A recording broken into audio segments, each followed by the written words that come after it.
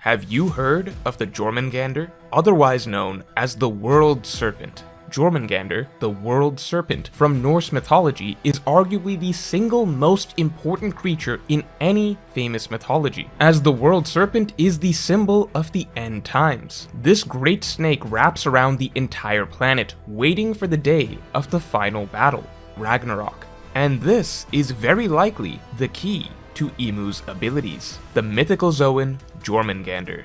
This single ability would have allowed Imu to create the Red Line and control the entire world for 800 years, as well as fitting perfectly with the themes of the story and falling in line with countless pieces of evidence and foreshadowing across the entirety of the series. With Elbaf as the very next arc, a storyline that is naturally steeped in Norse mythology, conveniently lining up with Oda teasing Imu's true ability, we are very likely to get Imu's reveal as having the Jormungandr mythical Zoan right around the corner. But we don't need to wait till Elbaf, because today I'm going to be breaking down all of the evidence we already have throughout the story that points to the World Serpent Zoan being the truth behind Imu's abilities. But before we get into it, make sure to subscribe. But before that, there is one important question to consider. Even if Imu ate the World Serpent fruit, would he have been even more powerful if he ate HelloFresh, the sponsor for this video? Look, I know that you are hungry and you want to be able to eat good food with minimal effort. You want to be in shape,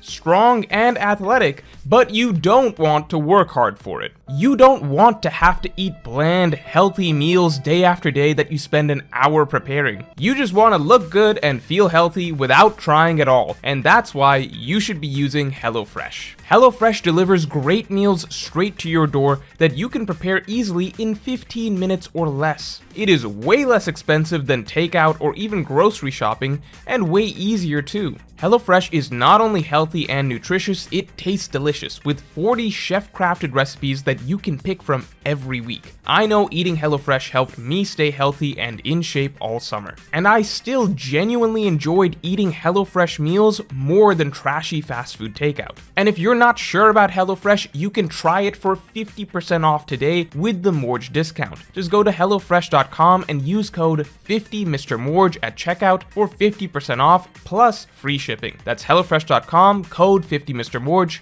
for 50% off plus free shipping. Link in the description below. So that aside, we have to quickly get this out of the way, since the first thing people will jump to is discussing the actual glimpse that we got of Imu's Zoan form. The fact is, we can't really make out what it is. It's not clearly a snake, but it's not clearly anything for that matter, as we're pretty deliberately not being shown much of what it is. It does seem like it is something that is long and arguably even worm-like, as we don't see Imu's feet, but rather his head seems to be stretching down from up above. You might be saying, how can Imu be a snake if he has arms? But a snake Zoan would naturally still have arms in its hybrid form. As we have seen with past snake Zoan users, they still keep their arms. We also see that Imu's Zoan has long, sharp fangs that devour Sabo's flame. Does all of this mean that Imu necessarily looks like a snake? No, again, the glimpse we got of Imu's Zoan form doesn't really look like anything, as it's deliberately ambiguous. I'm not using what we saw of Imu as evidence for him being a serpent. I just have to establish the point that based on what we have seen of his design, he certainly could be a snake. And from here on is where the actual evidence from across the story comes in.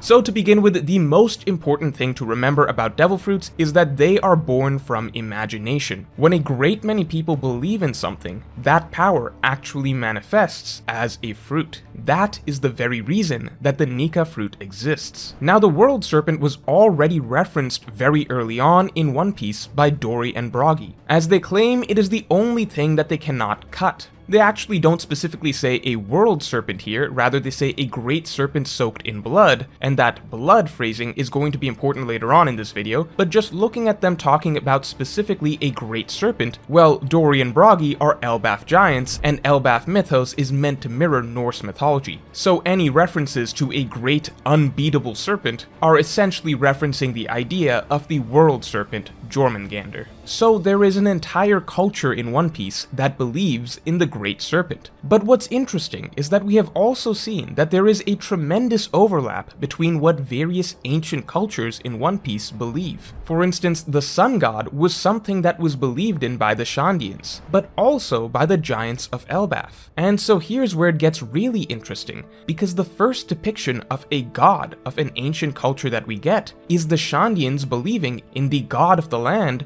the Great Serpent, Kashi. If you go back and reread the Noland and Kalgara backstory, Kashi the Serpent was the great god of the Shandians that they offered sacrifices to. And interestingly, the Shandians were liberated from their oppressive dogmatic beliefs when Noland cut down that serpent god, and showed the Shandians that blindly obeying this god was flawed. So we actually have two prominent religions in One Piece that share key similarities, the Shandians and the Giants, both of them believing in the Sun God and referencing the Sun God frequently, and both of them believing in a great serpent as well. If Luffy's Sun God fruit is anything to go by, and it seems to stem from the similar ancient beliefs of the Shandians and the Giants, then the other prominent similarity seems to be the serpent. And in both cases, the serpent is a somewhat evil fixture, though in different contexts. For the Shandians, the serpent was a harsh god that needed to be appeased, and the Shandians' suffering was actually only alleviated after the serpent was slain. For the Giants, mirroring Norse mythology, they acknowledged the Great Serpent as the one thing that they cannot defeat. And that's because in Norse mythology, the World Serpent is a sort of apocalyptic being that heralds the end times. And see, this is where it gets really interesting, because in Norse mythology, the Jormungandr specifically is this Great Serpent that is wrapped around the entire world. Symbolically, it could reflect how Imu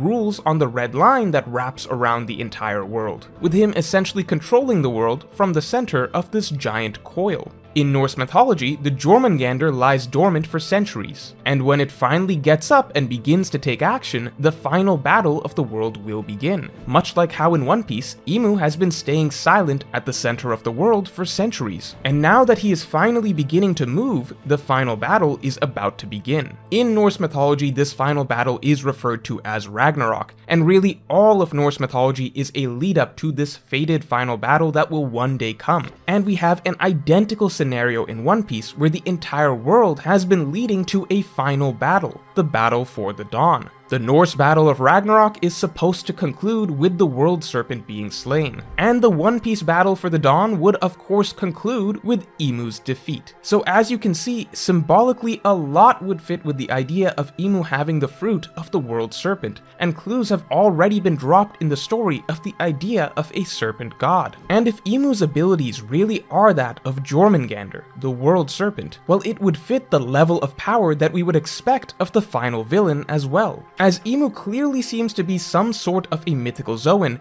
his fruit would need to be based on some sort of mythical monster that surpasses all others, far more dangerous than even a dragon, for example. And the Jormungandr fits that billing better than anything else, as in Norse mythology this is essentially a world-ending threat. This is a creature that is basically the final villain of all Norse mythology. Out of any popular religion I know, Greek, Hindu, and so on, only Norse mythology has a final evil that is some sort of an apocalyptic monster. So if Oda was trying to pick out one mythical creature as the Zoan fruit for his final villain, there is pretty much nothing better than the Jormungandr. Now, if Imu had this ability, it would also explain how the Red Line came to be in the first place. There are many existing theories going long back in the One Piece community that the Red Line is artificial, and only by destroying it can the Will of D be fulfilled, can the All Blue be created, can the world be freed, and so on. I'm not going to go into those theories, but you can see my take on these in this video, as well as my discussion of a newer theory regarding the flooding of the world due to the creation of the Red Line here.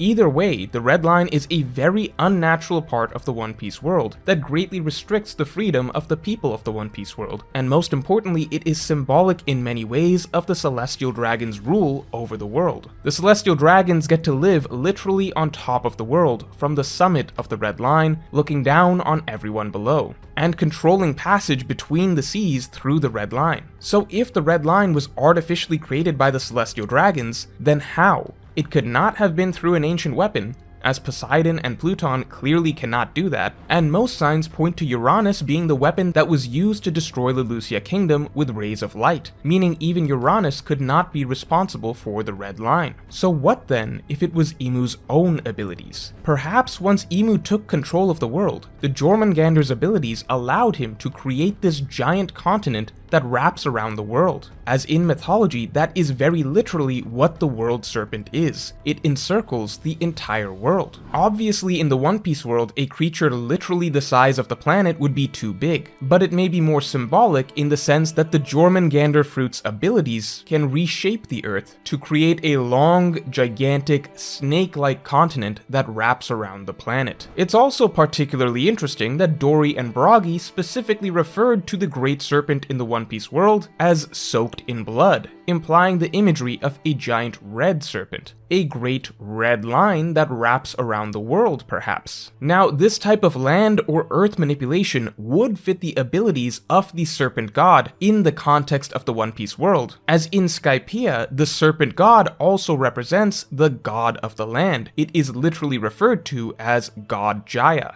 and it is believed that it can control the earth to punish heretics. And here's where things start seeming almost too specific to be unintentional: the Wano storyline that we just completed. As I discussed in my latest video, the Wano arc in general foreshadows major aspects of the entire story of One Piece. The lore really lines up in so many ways. Wano is taken over by an evil authoritarian ruling power, a prophecy is made of a will passed down over time to one day bring back the dawn to the land, and finally the dawn is brought back when Joy Boy returns and frees the land. This is, beat for beat, the exact same storyline as exists for the broader One Piece world in general. The One Piece world was taken over by an evil authoritarian ruling power. A will has been passed down over the centuries to one day bring back the dawn of the world. And finally the dawn will be brought back when Joy Boy returns and frees the world. Everything lines up pretty cleanly, right?